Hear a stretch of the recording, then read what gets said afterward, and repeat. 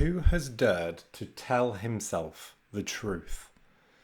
I came across this question in this little book on the shortness of life, and it stood out to me immediately. It's the type of question that really pulls you in and forces you to think about your own life. If you've clicked on this video, this same question must resonate with you to some degree too. And it's a confronting question, and it forces us to look at ourselves and the future in a very direct manner, which has a lot of potential for good, but I appreciate that this can also be a bit overwhelming all at once. So what I've done is I've written a short analogy which I've used to personally break down and explore this question, and I thought I'd share it here too. If you like the open-endedness of analogies and to explore whatever comes up intuitively, then great, this is for you. If you prefer a bit more structure, then what I'll do is I'll also go over a few questions and specific elements to this analogy to help act as prompts as well. Use it whichever way you want, and also returning viewers to the channel, you've probably come to expect book recommendations as well, so there will be 3 at the end of this video. Alright, let's call this the analogy of the wild boar. So imagine that you are living in a small tribal village as a hunter. The time has come for you to go on your first hunt, which is to capture a wild boar, so that its meat can be brought back for everybody to share. You've heard stories about wild boars from other hunters and other villagers, but you've not seen one for yourself just yet.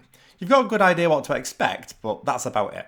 Maybe the size of it, what it looks like, how dangerous it is, whether it could harm you or not, where its weak spots are, how to capture it, how to deal with it when you see it, and so on. Plus, there's also lots of personal stories from others about wild boars as well. So the hunter heads out into the forest, expecting to find this boar quickly, given that he is well prepared. But hours go by and there's still no signs, half a day goes by and there's still nothing, evening comes and goes and he's still having to be patient. But then, just as he's preparing for his breakfast, he hears a rustle in the bushes behind him, and all of a sudden, there it is. The wild boar. At a time that he didn't expect, and when he was least prepared, the boar found him. The hunter stops and looks at the animal and realizes it's much larger than he thought it would be. Its tusks are sharper than he expected, it can run at a speed that he wasn't prepared for, and he felt a rush of anxiety and adrenaline in his body upon seeing it that he wasn't expecting either. So the hunter steadies himself, not so much out of fear, but just out of recognition that what he is looking at isn't what he expected. And he isn't sure if his hunting equipment is going to be good enough for the job. So the hunter, at this point, is faced with a choice. Does he still go along with the original plan of trying to capture the boar with his spear, despite knowing that his equipment might fail him? Or does he retreat instead? So these are his options. Before he can come up with a plan of action, one thing has become clear to him though in an instant.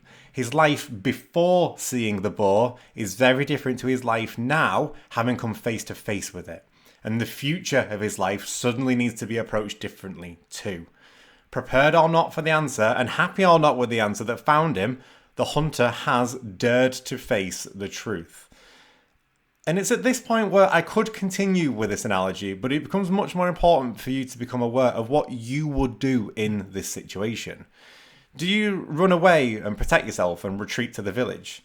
Do you run away to find safety from the boar first and then come up with a plan to be able to deal with it? Do you stick to the plan anyway and try and kill that animal with just the equipment that you've already got? Do you trust the stories of the villagers even though it doesn't match up with what you're seeing and feeling? And obviously, there's no right or wrong answer here.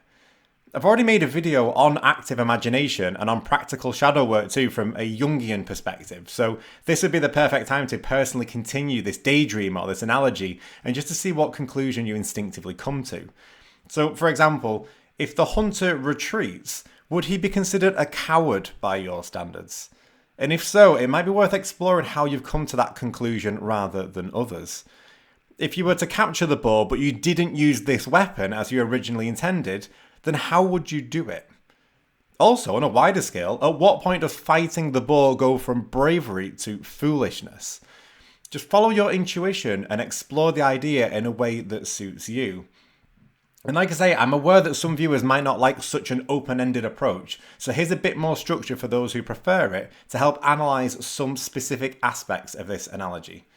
Firstly, the forest is an environment that does not reward illusions. It doesn't matter what the hunter thought the boar would look like, it was the actual boar in front of him that prepared him for action. Secondly, whether the hunter catches the boar or not is irrelevant. There is a transformation simply in recognizing the boar that was in front of him. Thirdly, sticking to a pre-constructed plan that doesn't update according to the live situation would put the hunter in unnecessary danger. And the fourth point, the boar was found within the forest. The boar would not have found the hunter if he'd have stayed in his village.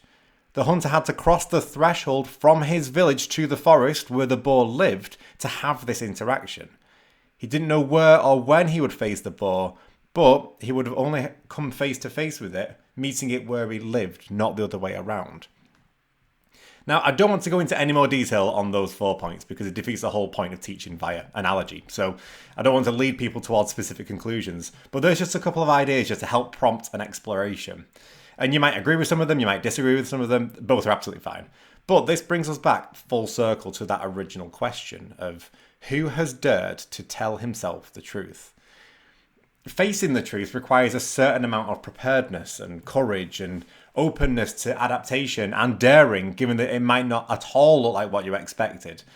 And I've recommended quite a few books on this channel now, and 3 come to mind based on the other videos that I've made, which feed into why I've created this one and to explore this topic. And I also want to focus on a balance between theory and practice. So, firstly, if you wanted something practical with this analogy, then I would recommend this book, which is Integral Life Practice.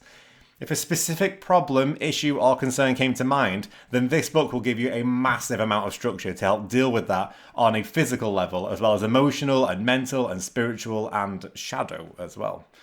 If you prefer a balance between theory and practice, then I would recommend this book, which is Inner Work by Robert Johnson. I mentioned the idea before of active imagination, and this is going to be a great introduction to that idea, as well as dream work more widely. And again, it gives really, really practical ideas to make this useful. And finally, if you're looking to develop your psychological maturity so that you could deal with an unexpected bore like this, then I would recommend Creating a Life by James Hollis. I've recommended all 3 of these books before on this channel, but I just want to show you how these books all contain themes that cross over very, very nicely with each other. And when you start to combine ideas from multiple books and then explore those ideas yourself through exercises and techniques, and then put a plan in place to make it more practical in your life, then that's when your life starts to change and transform. But I want to keep this video fairly short and fairly straight to the point. So that's it for this one. Who has dared to tell himself the truth? More importantly, will you now dare to tell yourself the truth? Or at least put yourself in a situation where you can face it? There's plenty more lessons, thoughts and analogies to come on this channel. So up until the next one, have a good one and I'll see you soon.